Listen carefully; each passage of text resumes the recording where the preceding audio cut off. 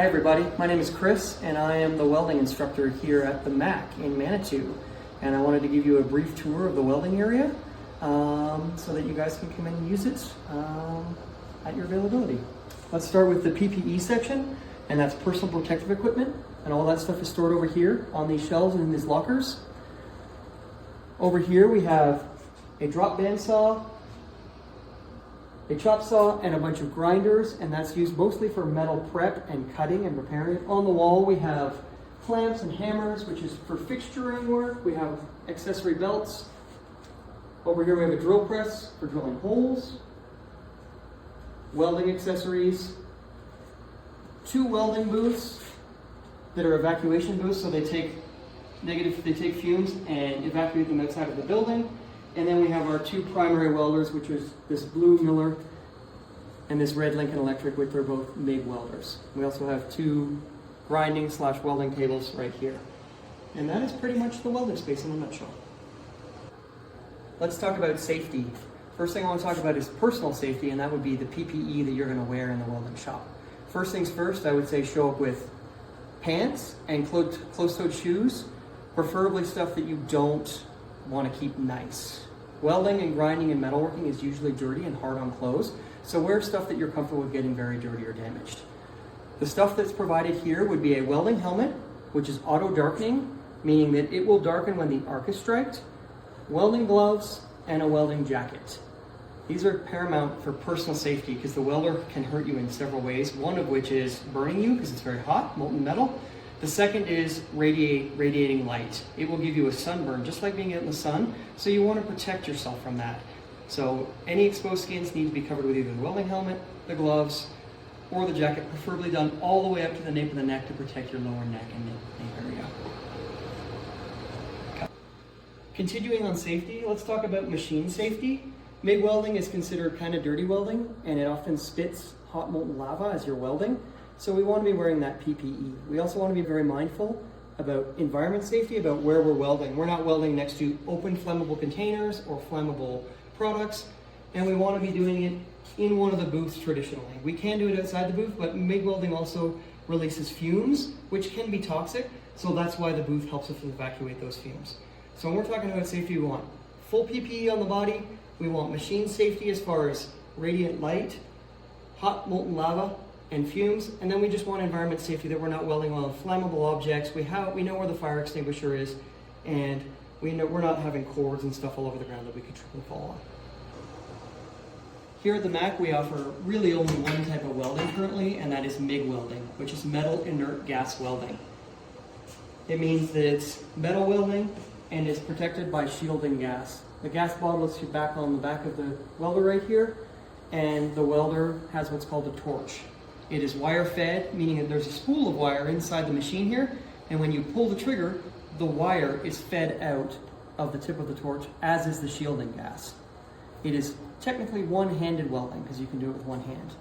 Now MIG welding is essentially a controlled electrical short. This is the ground strap, and this is the hot side.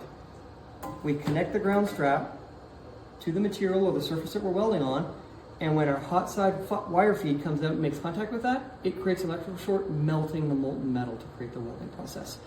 The gas is inert, meaning it's not combustible. What that's doing is that's protecting our weld from contamination in the atmosphere. Without this, if you go to weld something and nothing happens when you pull the trigger, the likelihood is that you don't have a proper electrical connection to create that short. Okay, we're here at the MIG welder. This is one of our MIG welders. We have two. And MIG stands for metal inert gas. This has a gas bottle on the back, and it's imperative to our welding process here at the MAC and quality control. So the gas is inert, so it doesn't do anything with the arc striking or the melting of the metal of the combustion process.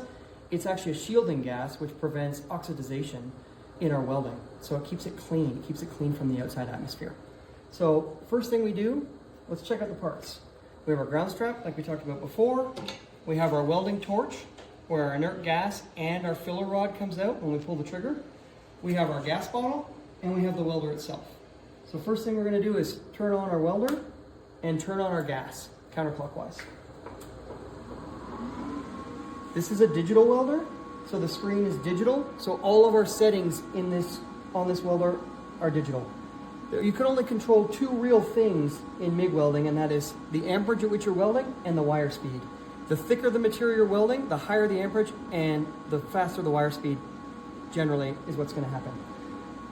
So you're going to go through this and select it. The only two real things you need to select in here is the thickness of your metal. You can turn this down and you can change it for the thickness of your metal and go through, and it will give you a best guess for baseline settings. Now this is just a baseline, but it's really good to get you started on what you're doing. So let's review. Turn the machine on, turn the gas on, go through the settings, select your material thickness. It gives you your baseline settings, ground strap on your surface, torch ready to strike that electrical connection, and you're ready to go. So for MIG welding, I like to control what I can't control, and I call those best practices. That includes what we just talked about, setting up the welder to the correct settings and adjusting it correctly, wearing your full PPE for personal protection, using the booths for fume evacuation, and being mindful of your safety environment, and also prepping your material correct. So getting the mill scale off your material, getting all your corners chamfered and beveled, just getting your stuff really prepped. Control the stuff you can control, and then all of the other stuff will fall into line. Everything after that will just be practice at welding, and you'll find your welds will become better and better. So the best thing you can do is control what you can control, and then just continue to practice. This is our welding supply cart. Most of this is TIG welding supplies, and the TIG welder is not functional right now. So most of this is TIG welding supply. However, when we're talking about supply, like your own personal material and stuff you actually want to bring into weld, we don't have a ton of material in here to practice welding on. So I encourage you, if you're going to come in here and practice welding, to bring your own metal material to practice on, and all of your own stuff for your project. We'll supply the PPE and the grinding tools and the welders and the argon and all that stuff to actually produce the product, but you have to produce the materials. On a side note, these welders that we have right now, the two MIG welders, are steel only, so they can only weld mild steel. On this cart we have aluminum filler rod and stainless steel filler rod, but that is for the TIG specific machine, and we don't have that up and running yet, so that will be a future video on the TIG machine. So bring all your own materials, we'll supply everything else, come in here and learn a whole bunch. Last but not least, when you are finished welding, clean up the workspace, please. Put all the cables back on the welders, where they came from.